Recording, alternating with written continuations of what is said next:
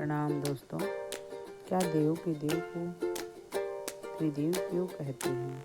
देव के देव महादेव को त्रिदेव क्यों कहते हैं? त्रिपुरारी क्यों कहते हैं? आइए जानते हैं क्यों कहते हैं। और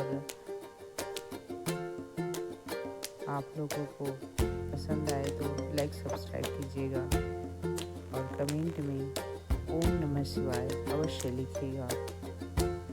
धन्यवाद दोस्तों। सामूहिक जीवन और समाज को सुसंस्कृत बनाने के लिए ऋषियों ने अनेक त्योहारों की रचना की है।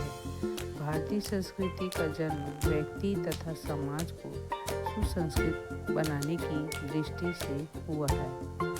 उसके प्रत्येक सिद्धांत, आदर्श एवं विधि विधान की रचना इसी दृष्टि से की गई है कि उसका प्रभाव जनमानस को ऊंचा उठाने एवं परिष्कृत बनाने के लिए उपयोगी सिद्ध हो। जिस प्रकार व्यक्ति प्रति जीवन की वैश्विक मनोभूति निर्माण के लिए भारतीय संस्कृति में षोडश संस्कारों की रचना हुई है, उसी प्रकार सामूहिक जीवन और समाज को सुसंस्कृत बनाने के लिए ऋषियों ने अनेक त्योहारों की रचना की है। प्रत्येक त्योहार एक आदर्श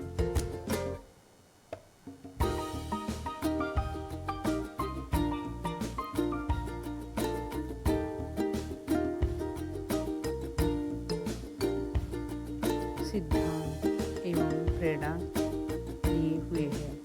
समाज पर उन सिद्धांतों का असर डालने के लिए सामूहिक आयोजनों, उत्सवों आदि के द्वारा यह प्रयत्न किया गया है कि लोग उस प्रकार की प्रेरणा ग्रहण करके उसे अपने जीवन में ढालें। केवल समझाने, बुझाने, लिखाने, पढ़ने, लिखने, पढ़ने, सुनने, सुनाने से वह प्रभाव नहीं पड़ता जो बड़े प्रदर्शनों एवं उत्सवों का पड़ता है। जन समुदाय बड़े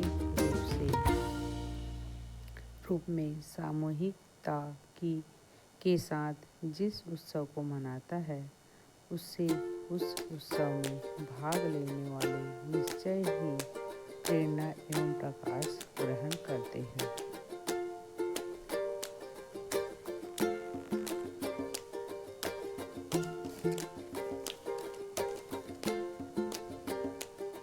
जन जीवन को सच्चरित्र, आदर्शवाद, सेवा, सद्भावना, सहयोग और सज्जनता से परिपूर्ण करने वाले, प्रेरणाओं से भर देने वाले त्योहारों का मूल उद्देश्य भी इंद्रिय प्रेरणाओं को ग्रहण करना है। इन उद्देश्यों की पूर्ति बहुत कुछ परिवार और सामाजिक स्तर पर हो सकती है यदि इसे ठीक तरह से मनाया जाए। जब तक लोग इन्हें उचित रीति से मनाते रहे, तब तक उन्हें जीवन को महान बनाने की प्रेरणा समुचित रीति से प्राप्त होती रही और मानव मात्र का मानसिक, आध्यात्मिक एवं सामाजिक स्तर असाधारण रूप से ऊंचा उठता रहा।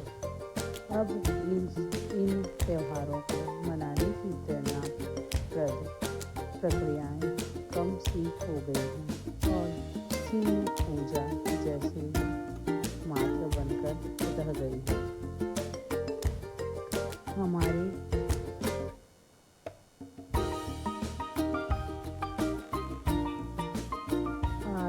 आर्ष ग्रंथों के अनुसार त्रिपुरासुर नामक एक बलशाली राक्षस ने समाज में आतंक फैला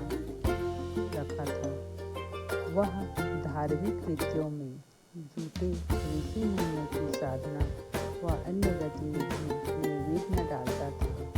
ऋषि मुनि उसके इन कृत्यों से भयभीत रहा करते थे। पौराणिक मान्यता के अनुसार ऋषि मुनियों ने तब अपनी समस्या के लिए भगवान शिव से प्रार्थना की। भगवान शिव ने उनकी प्रार्थना स्वीकार की। त्रिपुरासुर नामक राक्षस का वध कर ऋषियों को भय मुक्त किया, जिससे वे त्रिपुरारी के रूप में पूजित हुए। कहा जाता है कि उनकी इस विषय के अवसर को देखकर दीपावली उत्सव के रूप में मनाने की परंपरा भी चली आ रही है। एक मान्यता यह भी है कि वीडियो को पूरा देखें, आपको सत्य मार्ग और शिव भक्ति में से प्रेरणा मिलेगी। एक मान्यता यह भी है कि भगवान विष्णु इसी दिन मत्स्य के रूप में अवतरित हुए और वे जब श्री कृष्ण के रूप में धरती पर आए तब इसी दिन उन्हें आत्मबोध हुआ था। नदियों, जलाशयों सहित समस्त स्थानों पर जगमग करते दिए न सिर्फ हमारे लिए प्रेरक संदेश लेकर आते हैं, जबकि पौराणिक काल की उन कथाओं को भी उद्घाटित करते हैं जिनके कारण देवता प्रसन्न होते हैं। बोलो जय श्री राम। ओम नमो भगवते वासुदेवाय। ओम नमः।